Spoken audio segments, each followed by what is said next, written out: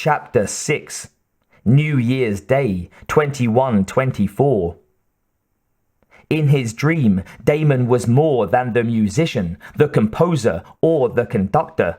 He was all of those things and more. He was the creator. A god, the supreme being, the master of all things musical. He stood not at a podium, but on a beautiful Greek pedestal made of majestic black marble and carved with regal faces and wings. His face was proud and passionate, and his arms were poised over an orchestra of thousands. 100 violins fanned as far as he could see to his left, every one an exquisite, fabled Stradivarius, even though the last of the Italian master's instruments had disappeared in 2064. Cellos, violas, double basses, and English horns, all thundering out Mussorgsky's classic Night on Bald Mountain in its bold original version. 24 grand pianos and twice that many harps, and at the far left rear, a row of tubular bells and xylophones added exquisite accents to the magnificent ocean of sound cascading towards him. A waterfall of notes trimmed with melodious ringing and ringing and ringing. What? Damon sat upright, rubbing the backs of his knuckles against his grainy eyes and eyebrows. God, he thought blearily. What a hell of a dream. He could still hear the bells. Ringing. Oh, Jesus! He said aloud in disgust. He wasn't still hearing his dreams, it was the damned phone. His fingers scrambled for the vidphone amid the junk on the bedside table, but when he hit the receive button, all he got was voiceover, and the screen stayed black. Not for the first time, he wanted to pick the device up and hurl it against the wall. Phone calls in the middle of the night were always bad. Not that he had any family or friends to worry about, but being jarred from sleep by someone who didn't have the courtesy to show his face was fucking harassment. What? Damon demanded in as surly a voice as he could manage. Who the hell is it? Merry Christmas, Damon. A week or so belatedly. Keen? Is that you?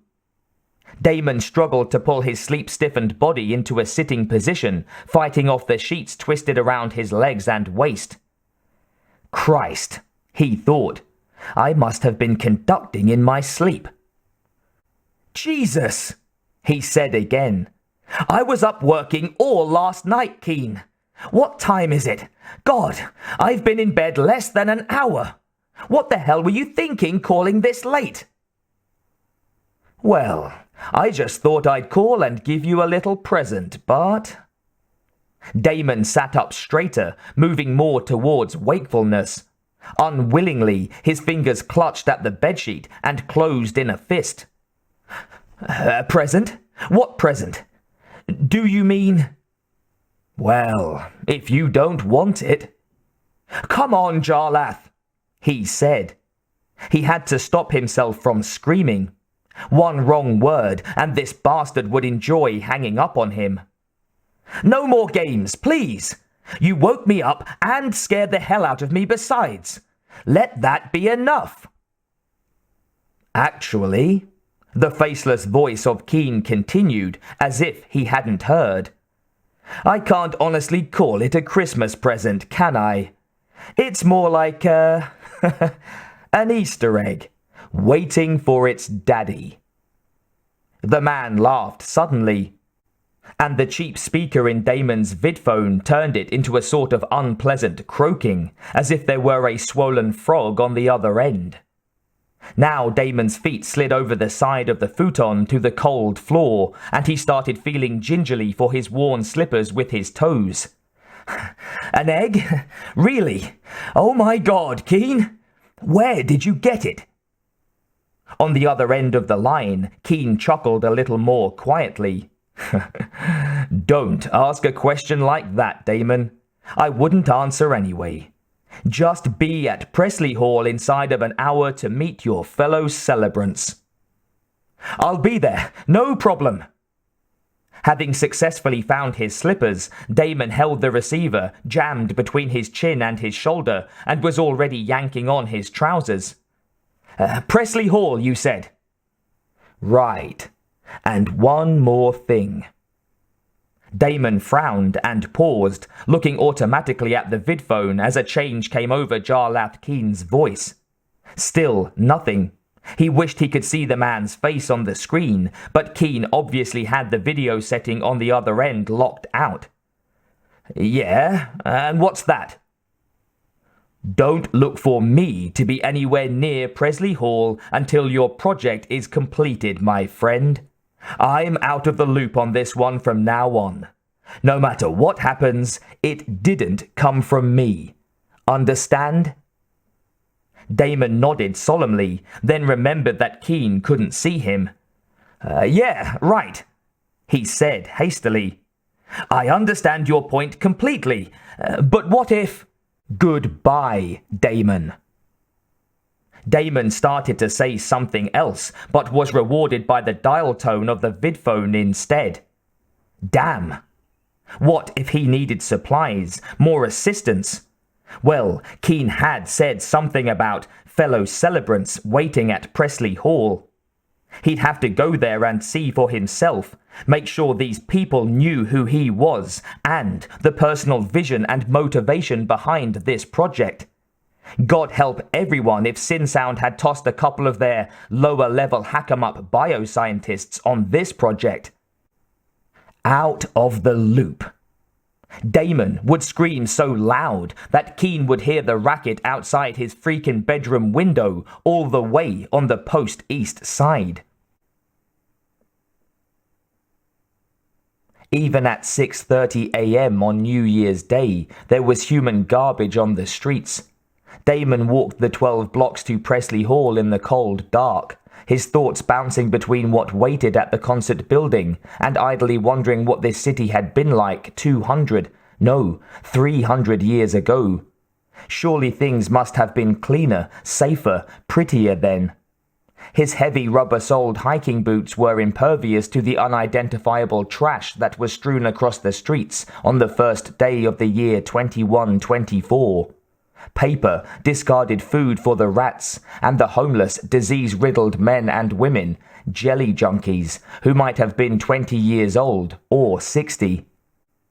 Heated sidewalks installed city-wide more than 100 years ago had eliminated the threat of hypothermia for the homeless and the addicts, and now both seemed to flourish as easily as the fist-sized cockroaches that scuttled around the sidewalks and reared in attack stances before they were kicked aside.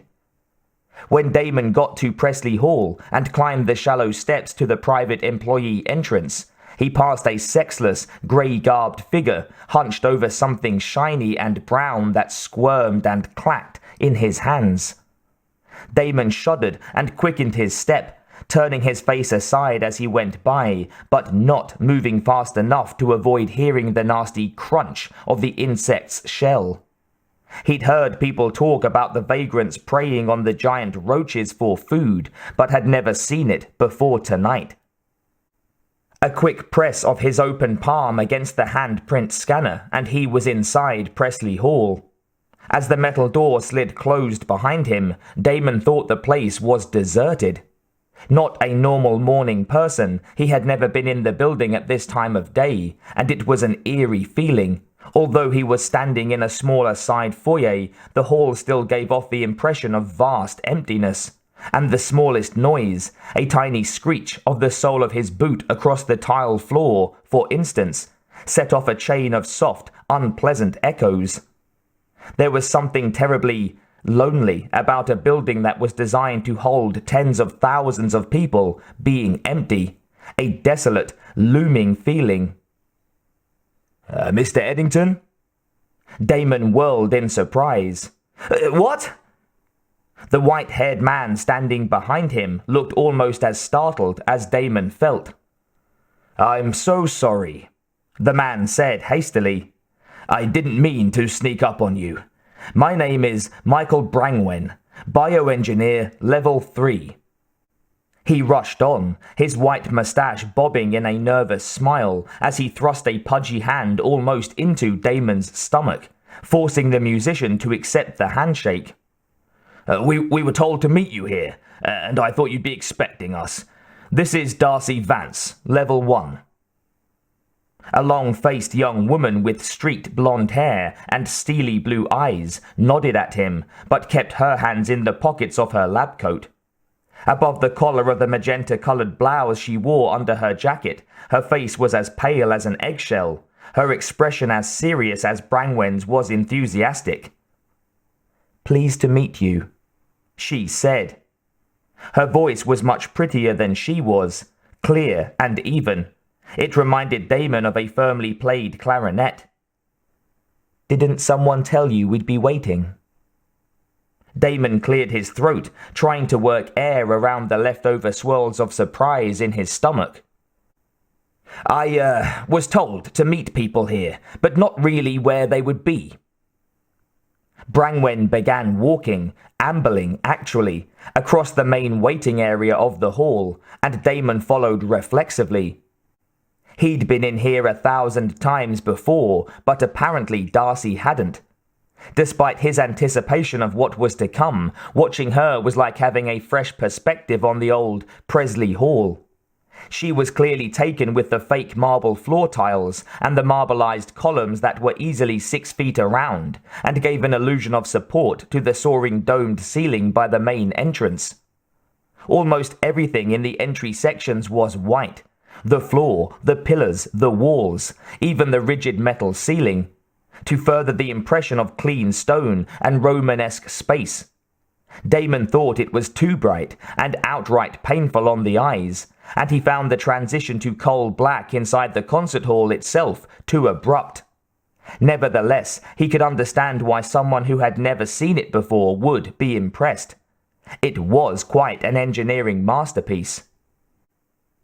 "It's such an honor to help you with this project, Mr. Eddington," Michael Brangwen said excitedly as they turned into the first of a series of twisting hallways that Damon had never known existed. Brangwen spent half his time walking backwards so he could look at Damon while he spoke. "I love your work. My music collection is extensive, and I have your entire works, you know, even your first recording." Brangwen glanced conspicuously at Darcy, and she blinked, as if suddenly realizing it was her turn to talk. "I'm afraid you'll have to be lenient with me, Mr. Eddington." Her face, so pale beneath its tied-back mop of wavy hair, looked pained as a faint blush spread across her nose and cheekbones. A single small curl fluttered against the worry creases in the high expanse of her forehead. "Like you, I'm very involved with my work.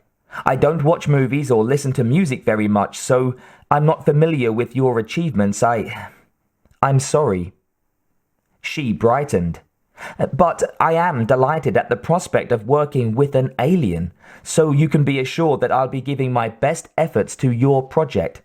You'll never find anyone more dedicated." Well, Damon thought resolutely. Despite Vance's level 1 rating, at least they were both bioengineers and not fledgling bioscientists, new hires that human resources had decided should cut their teeth on a project the department considered unimportant. And Michael Brangwen was familiar with and appreciated Damon's music, even if Vance didn't. Considering Damon's track record with the critics and the public, being a hit with 1 out of the 2 assistants, 50%, wasn't bad. Besides, what really mattered was his music, the Symphony of Hate, not the past work history of these two. Enough of this courtesy crap. "Show me the egg," he said simply. "Oh yes, of course." Brangwen's hands fluttered in the air as the group turned down a final hallway and stopped at what looked like a freight elevator. The older man gave the button a series of impatient pushes, as if he could make the elevator arrive faster by sheer will. "I guarantee you'll be impressed. This is unlike anything else that exists in our environment. Few people have ever seen an alien egg in the real world, much less handled one and lived to talk about it. The elevator doors slid open, and the three of them stepped inside, with the senior bioengineer talking the entire time. When the elevator stopped, Damon followed the other two down more corridors, feeling numb from Brangwen's constant chatter, bewildered at the turns and twists. By the time they had stepped off a third elevator and descended a final flight of stairs, his entire sense of direction was blitzed. The thought of memorizing the route was daunting. Such a fantastic idea to use the sound of the alien in your Symphony of Hate, Mr. Eddington, Brangwen was saying. It would have been great in your Fourth Symphony too, the Maestro di Santana. They went past an orange door, then Darcy Vance stepped to the side and let Damon pass as Brangwen used a card key to open another door, this one made of sliding steel. Then they filed into the outer chamber of what looked like a huge apiary. 12 feet to Damon's left rose an unbreakable glass wall, crosshatched by steel beams. The room stretched another dozen feet to his right, where an extensive sound mixer console swept around the corner. Farther down from it were more consoles covered with dials and screens that Damon didn't understand. Equipment for nurturing and hatching the egg and, Damon assumed, monitoring the alien once it was born. You know, in the third movement, where the explosions came. Brangwen paused, apparently expecting an answer. Damon barely heard the man. There, separated from the human world by only a few square inches of glass, rested the alien egg. It was hideously beautiful, an elongated grey oval of moist, lumpy flesh that held the key to his life's masterpiece. So close. Damon pressed his fingers against the outer glass of the cage and smiled, wishing that all these glass barriers would bend in and let him stroke the shell. He felt giddy, breathless, as though he were experiencing that once-in-a-lifetime feeling of his first public performance all over again. When can we hatch it? Oh, anytime. Brangwen's voice came from just over his left shoulder, and Damon stood, reluctantly moving away from his view of the modest-looking glass box that housed the egg. Everything is here and ready. Containment, medical monitoring equipment, the sound equipment you'll need on your end. Everything. Wonderful. It was all Damon could do to keep from rubbing his hands together. He scanned the room but didn't see what he was looking for, and a tiny spot of worry began to prickle in his stomach. The only people present were himself and the two assistants. Damon swallowed with difficulty. Then where's the donor clone? Vance and Brangwen exchanged meaningful glances, and Damon's niggling feeling of apprehension burst into outright fear. Immediately, his stomach began to burn in protest. What's the matter? He demanded. Why are you two looking at me like that? When Brangwen still kept silent, Vance finally took the initiative and spoke. We don't have one. You what? The young woman spread her hands in a helpless gesture as Brangwen's expression changed into something resembling a distressed puppy's. He began to nod rapidly as she explained. The fact is, the support systems that Synsound had built to maintain the egg and house the alien were astronomically expensive, not to mention the expedition costs in obtaining the egg to begin with. I mean, look at this place. She waved at the recording and monitoring equipment in the room and at the reinforced space spreading into darkness beyond the high wall. 2 months ago, this was nothing but unused basement storage. Surely you realize that none of this was here. The containment area, the quartz wall, all of this was custom constructed for your project. The egg was obtained for you, and Michael and I were transferred to work with you. With all these expenses, adding the price of a clone was out of the question. We were told that a single clone costs more than all of this put together, and that money just isn't there. Damon felt like someone had whacked him in the chest with a hammer and was still happily beating away at him. No money! After all of this, they're saying that there's no more money. That's what they always say. Don't you realize that? But what the hell is it supposed to mean? His voice was escalating dangerously towards a shout. Mr. Eddington, I assure you it's not up to us, Vance said hastily. None of the construction decisions were shown to us for approval or for comment. We're transferees, not new hires. Our salaries aren't even competitive with normal market rates. They're only giving us enough money to get by on because they know we want to work with you on this. Brangwen placed a sympathetic hand on Damon's shoulder. She's right, Mr. Eddington. It's Mr. Keane and Mr. Yoriku who make the budgetary decisions, and mostly Keane, I think. Like Darcy told you, he said that this setup was so expensive, the cage, the equipment, especially procuring the egg, that there wasn't any money left for a clone.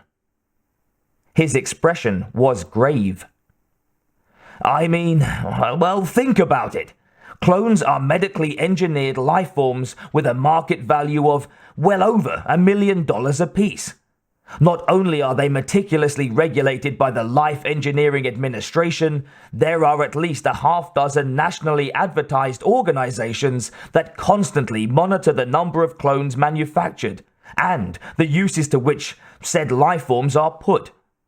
Plus, they have informants everywhere. We'd never be able to get one legally. Then there are the religious groups that blame every bad thing that happens in society today on clones. And these groups are typical. They're always vocal, vying for media attention and ready to do anything to get it. All the horrible red tape notwithstanding, Sin Sound would never chance so much negative publicity. Well, controversy is one thing. Screwing around with the federal government, that's something else again. Finding out that Sin Sound had taken an illegally procured clone and used it in an experiment involving an alien? Brangwen's voice trailed away. God, I can't even imagine the implications. For a moment, Damon felt his knees trying to buckle.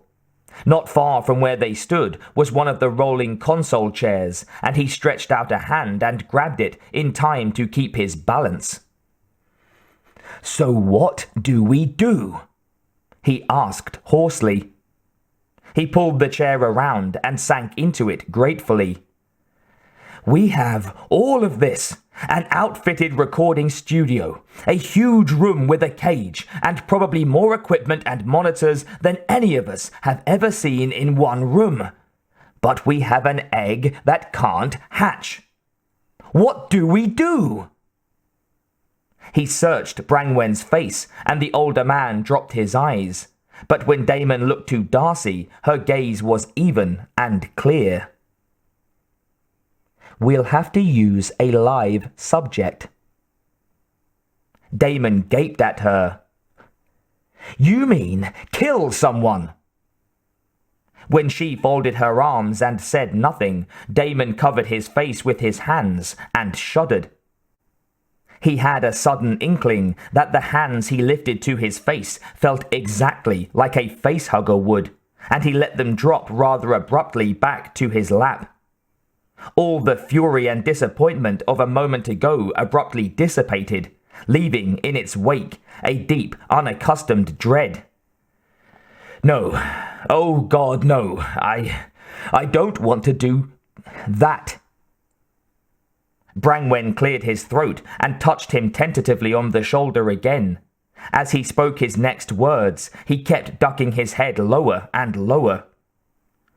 Well, it's not like murder, you know. You can't be blamed for killing someone who wants to die, remember?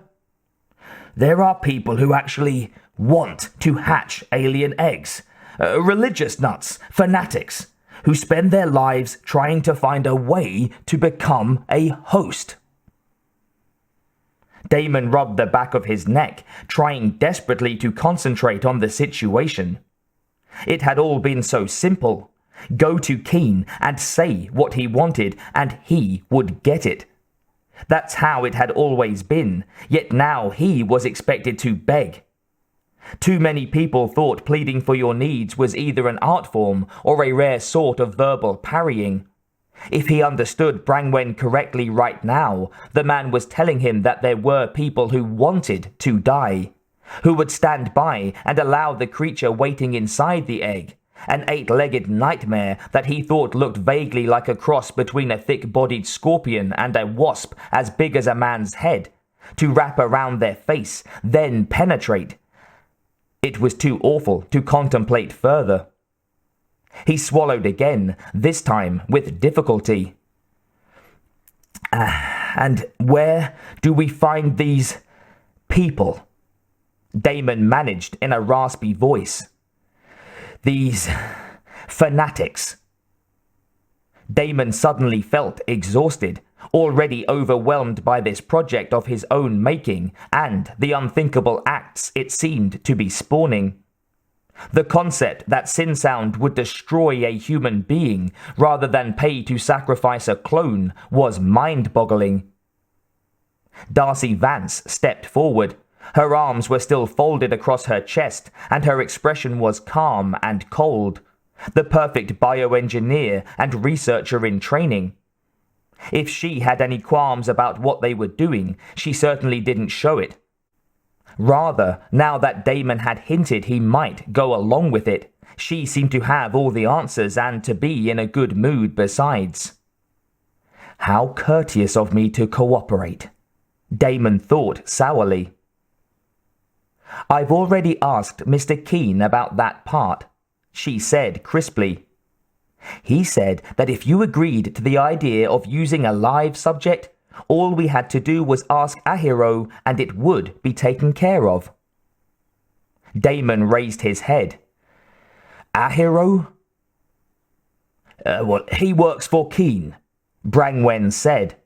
The older man looked nervous and exhilarated at the same time.